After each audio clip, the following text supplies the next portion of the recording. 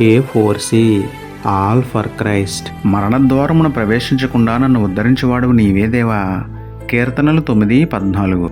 ప్రేమమేడ కృపమేడ పరలోకమందున్న మా తండ్రి, మహిమగల మీ నామమునకు స్తోత్రములు దేవా.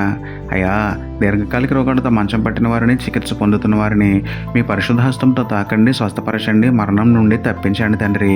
ప్రమాదాలకు గురవ్వకుండా, ఎటువంటి హాని సంభవించకుండా మీ బిడ్డల్ని కాపాడండి నాయన. పాపం చేసి ఆత్మీయ మరణం తెచ్చుకోకుండా, పాపపు శాపం వలన నరక ద్వారమున ప్రవేశించకుండా రక్షణార్థమైన మారుమనసు మాలో పుట్టించండి తండ్రి.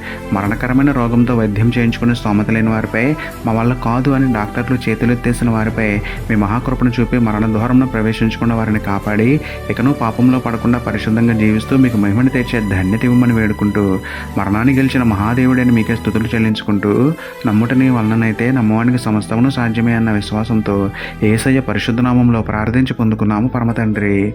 ఆమేన్.